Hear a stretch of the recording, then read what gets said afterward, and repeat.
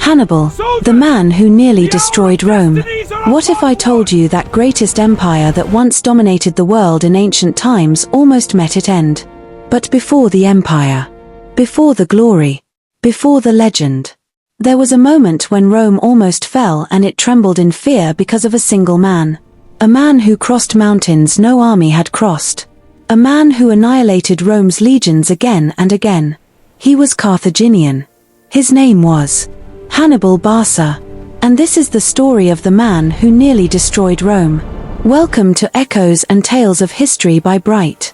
247 BC. In the powerful North African city of Carthage, a young boy stood beside his father.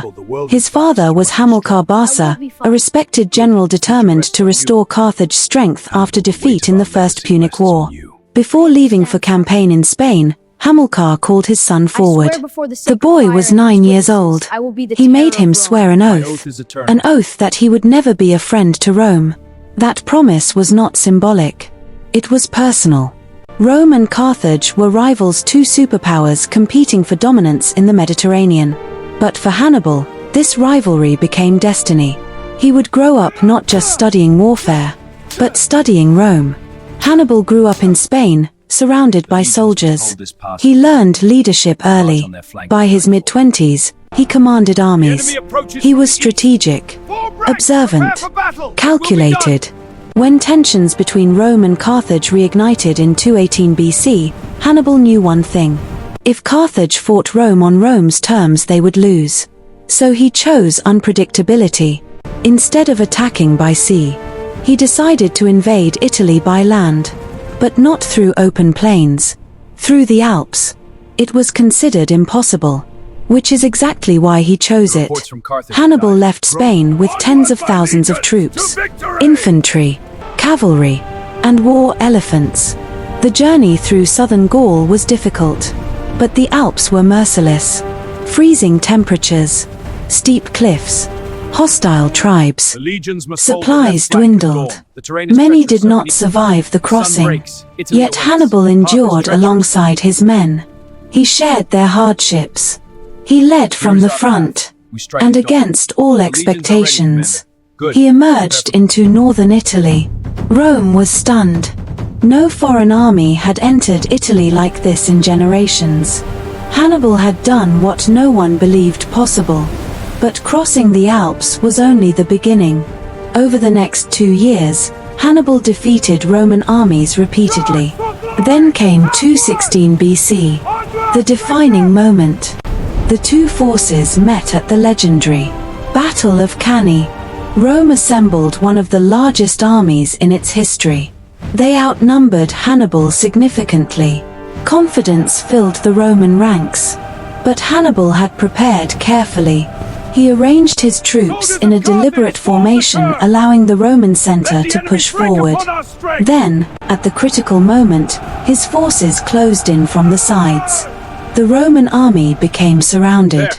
It remains one of the most studied tactical maneuvers in military history.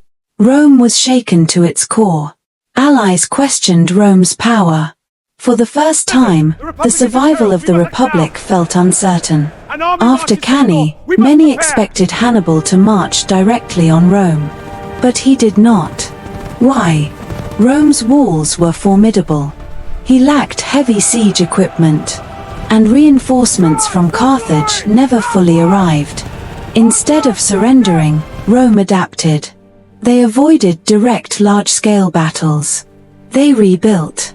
They waited. And they found a leader willing to take the war elsewhere. His name was Scipio Africanus. Young, strategic, bold.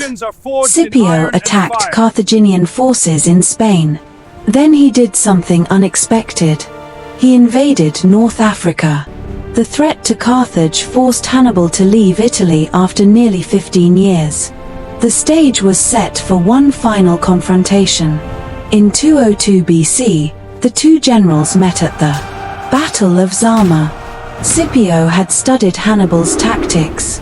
He adjusted his formations to neutralize the elephants. He anticipated Hannibal's strategy. This time, Rome prevailed. Hannibal was defeated, not dishonored, not forgotten, but finally stopped.